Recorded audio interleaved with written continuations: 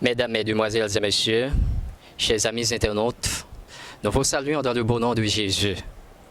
Nous tenons à remercier et à féliciter tous ceux et toutes celles qui nous écoutent et qui nous regardent sur Hope Channel. Jésus revient bientôt. Dans la revue intitulée L'écoute, la discipline spirituelle la plus négligée, Daniel Reynaud déclare: la véritable puissance est dans l'écoute. Fin de citation. Vous qui nous écoutez, vous êtes puissants par votre écoute. Je tiens à lancer cette note de félicitations à toute la famille de Niclésias et son équipe qui ont pris cette si belle initiative d'annoncer le message de l'Évangile au monde entier à travers l'Hope Channel. Jésus revient bientôt. Il est important de connaître le nom de celui qui vous parle. Eh bien, celui qui vous parle, c'est votre frère, votre ami, pasteur Josué d'Orsainville. C'est lui que le Seigneur a choisi de parler en ce moment. Je pense que ce thème à développer peut susciter votre intérêt. Quand Jésus est impliqué, tout peut changer. Quand Jésus est impliqué, tout peut changer. Quand Jésus est impliqué, tout peut changer. Voilà le thème retenu dans le cadre de notre entretien pour aujourd'hui. Le motif qui me pousse à choisir ce thème, c'est parce que je veux que nos amis internautes sachent et comprennent que nous avons toujours besoin de Jésus, quel que soit le moment, l'époque, nous avons toujours besoin de Jésus. La vérité que chaque enfant de Dieu doit porter dans son cœur est la suivante. Quand le chrétien invite Jésus dans son affaire, il lui donne toujours ce qui est de meilleur et change les déceptions en gloire et l'humiliation en l'élévation. Jean chapitre 2, les versets 1 à 12, nous met en présence d'un récit. Écoutez, pour parler d'un récit, il faut 4 éléments. Le premier élément, c'est l'événement qui s'est déroulé. Un ou plusieurs personnages en présence. Troisièmement, le temps. Quatrième élément, le lieu où l'événement s'est produit. Maintenant, identifions ensemble ces éléments dans le texte tout en répondant à ces interrogations. Quel événement qui a eu lieu? Les noces. À quelle époque? 3 jours après que Jean finit par identifier Jésus comme étant l'agneau qui ôte le péché du monde. Dans quel lieu l'événement a été déroulé? À Cana, en Galilée. Maintenant, identifions les personnages du récit. Dans le récit, nous avons la mère de Jésus. Le premier personnage. Deuxième personnage, Jésus. Troisième personnage, les disciples de Jésus. Quatrième personnage, ce sont les autres invités. Ce récit nous apprend 3 grandes leçons spirituelles pour notre croissance spirituelle. La première leçon, Jésus est l'invité de Marc. Quand il est impliqué, tout peut changer. La deuxième leçon, quand l'affaire est entre les mains de Jésus, il sait quand il faut passer à l'action. La troisième leçon spirituelle, Jésus donne toujours de meilleur à ses enfants. Voyons ensemble maintenant la première leçon spirituelle. Jésus est l'invité de Marc. Quand il est impliqué, tout peut changer. Réfléchissez que vous préparez votre mariage et que vous rédigez vos cartes d'invitation pour inviter vos collègues de travail. Vous aimeriez avoir sans doute des personnages importants dans votre cérémonie, n'est-ce pas vrai? Certains ont l'habitude d'inviter des personnages de marque dans leur affaire, mais ils ne sont pas toujours venus. Quelle honte, quelle déception. La bonne nouvelle que j'ai pour vous aujourd'hui, quand nous invitons Jésus, il répond toujours à notre invitation et sa présence ne passera jamais inaperçue. Quand nous invitons Jésus dans notre affaire, il répond toujours à notre invitation et sa présence ne passera jamais inaperçue. Ce que nous devons avoir en tête dans le cadre de ce message, quand le chrétien invite Jésus dans son affaire, il lui donne toujours ce qu'il y a de meilleur et change les déceptions en gloire et l'humiliation en élévation. Maintenant, considérons la deuxième leçon spirituelle. Quand l'affaire est entre les mains de Jésus, il sait quand il faut passer à l'action. La mère de Jésus, voyant que le vin ayant manqué et le temps passe, elle demande à Jésus, son fils, de passer à l'action, car elle a reconnu la messianité de Jésus et sa puissance.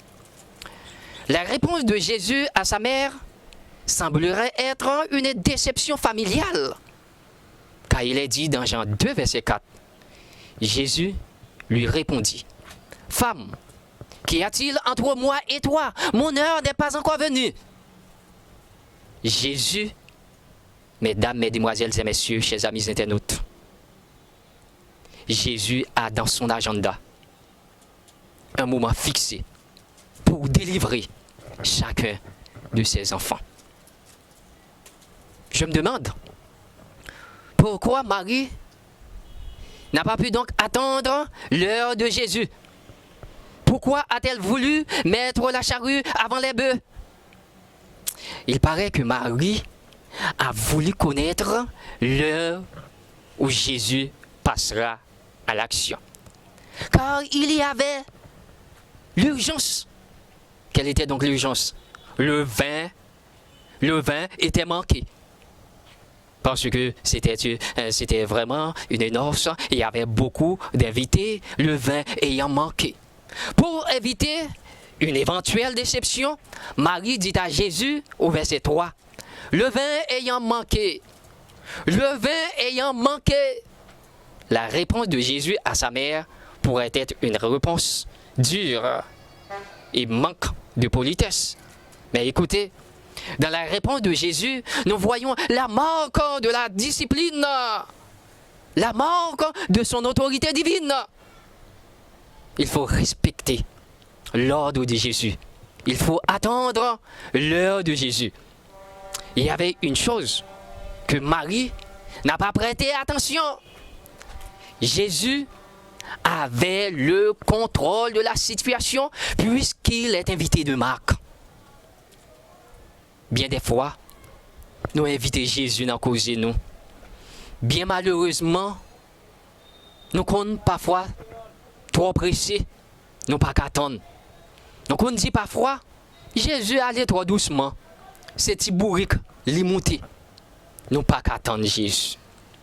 Écoutez, chers amis, ne vous faites pas souci de ce que l'heure passe. L'heure que vous voyez passer n'est pas celle de Jésus. Quand l'heure de Jésus arrive, il agira et sa gloire manifestera. Le chrétien peut-il connaître l'heure de Jésus? Personne ne peut connaître l'heure de Jésus sans une révélation de sa part.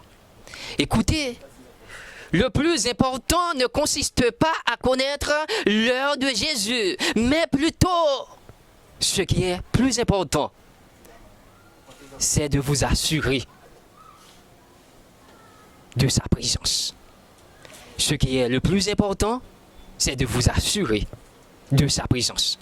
Car la présence de Jésus ne passera jamais inaperçue. Quand le chrétien invite Jésus dans son affaire, il lui donne toujours ce qu'il y a de meilleur et change les déceptions en gloire et l'humiliation en élévation. Maintenant, nous sommes arrivés à la troisième leçon spirituelle.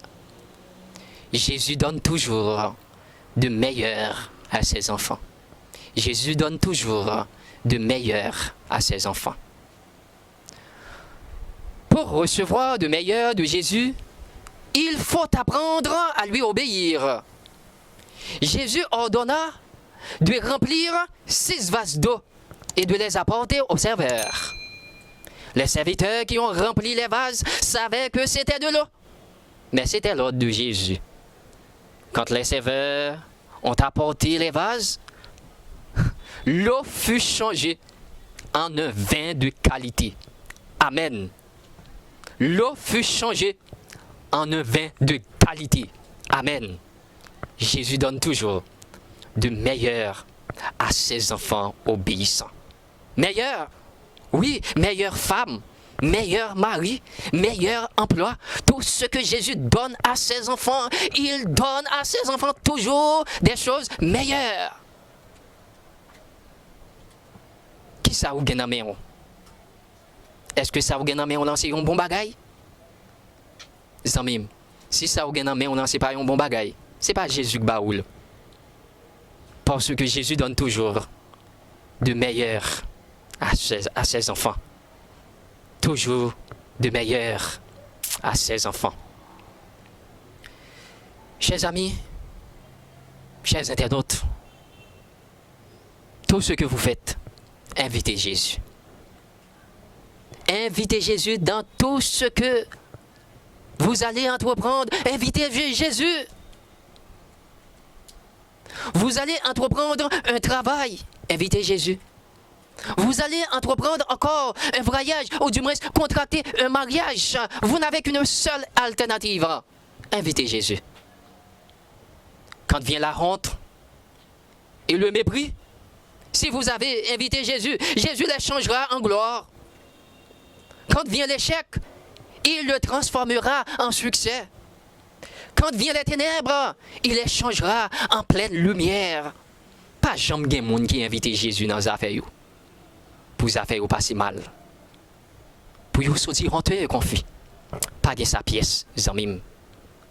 Mais il faut que nous comprenions tout. Parfois, bon Dieu, qu'on servit ensemble avec échec nous, pour qu'il soit capable de nous une gloire beaucoup plus éclatante. Le vin a pris fin. C'est l'échec apparent. La déception dans la réception. Mais quand les serveurs ont servi les autres invités du meilleur vin, nous disons que c'est la victoire, c'est la réjouissance dans les noces à Cana. Dans les noces à Cana, le vin manquant serait une déception, mais Jésus la transforme en une victoire parce que Jésus était présent, parce que Jésus était impliqué. Oui, chers amis internautes, quand Jésus est impliqué, tout peut changer. Tout peut changer. Si Jésus a changé l'eau en vin, il peut également changer votre situation. Il peut encore changer votre situation. Votre cri de détresse en cri de joie.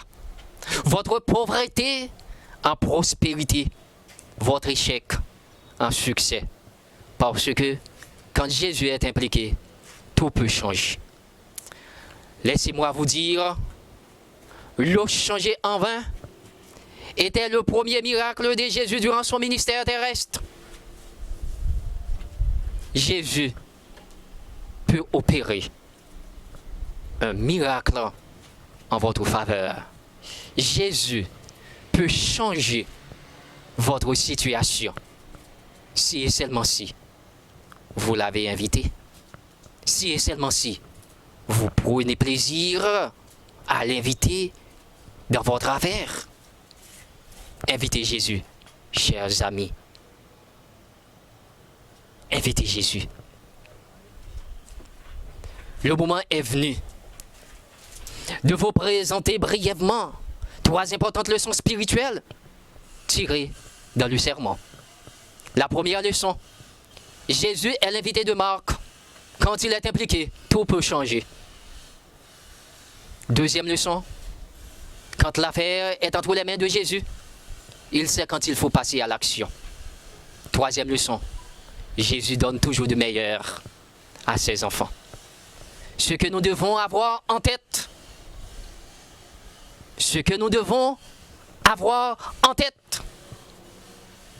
quand le chrétien invite Jésus dans son affaire, il lui donne toujours ce qui est de meilleur et change les déceptions en gloire et l'humiliation en élévation. Aussi longtemps que vous vous lancez dans vos affaires sans avoir invité Jésus, aussi longtemps que vous pensez que vous êtes suffi à vous-même et que vous n'avez point besoin de Jésus, aujourd'hui, il faut s'arrêter sans délai. Ces vieux comportements et ces vieilles idées corrompues.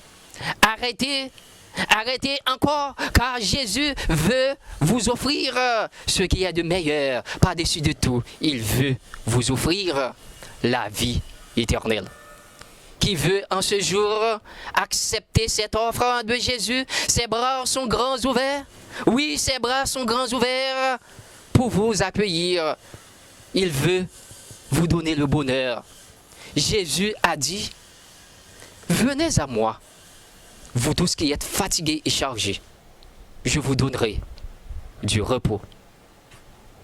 Oui, Jésus veut vous donner du repos, a-t-il déclaré dans sa parole. Vous qui m'écoutez et qui me regardez à travers l'Op Channel, Jésus revient bientôt. Vous n'avez qu'une seule alternative en ce moment. Soit vous venez à Jésus et vous prenez le plaisir à l'inviter dans toutes vos affaires pour éviter l'échec, la déception et la honte éternelle. Soit vous rejetez Jésus et vous ne prenez aucun plaisir à l'inviter dans les détails de votre vie pour vous accrocher à l'échec total et à la mort éternelle, la déception éternelle. Faites aujourd'hui le meilleur choix en acceptant Jésus comme étant l'invité de Marc, en faisant place à Jésus. Oui, chers amis, je vous rassure que vous ne serez jamais honteux et confus. En acceptant Jésus comme son sauveur, on ne sera jamais honteux et confus. Acceptez Jésus. Invitez Jésus. Dans tout ça va faire, aux amis. Dans tout ça va entreprendre. Invitez Jésus. Ce n'est pas l'offre qui fait affaire pour inviter Jésus. Jésus voulait faire route ensemble avec vous. Jésus voulait pour le capable un meilleur ami pour vous-même. Il suffit tout simplement de l'inviter. Invitez Jésus. Les affaires, pas bien, pas si mal. Invitez Jésus.